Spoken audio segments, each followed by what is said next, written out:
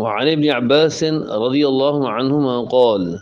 قال رسول الله صلى الله عليه وسلم ما من أيام العمل الصالح فيهن أحب إلى الله من هذه الأيام العشرة قالوا يا رسول الله ولا الجهاد في سبيل الله قال ولا الجهاد في سبيل الله إلا رجل خرج بنفسه وماله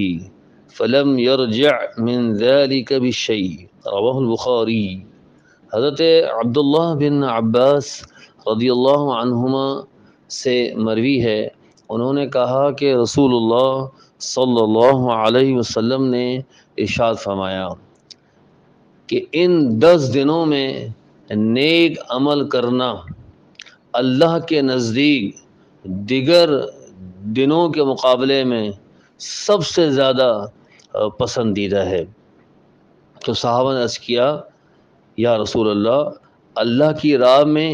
جہاد کرنے سے بھی؟ تو آپ نے ارشاد فرمایا کہ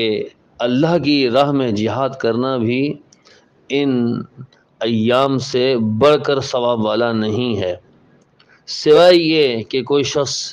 اپنا مال اور اپنی جان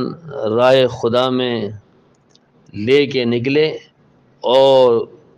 پھر وہ کسی چیز کو واپس لے کر نہ آئے، یعنی جو شخص اپنا جان اور اپنی جان اور اپنا مال اللہ کی راہ میں قربان کر دے تو وہ شخص پھر ثواب میں بڑھ جائے گا۔ اسے بخاری نے روایت کیا ہے۔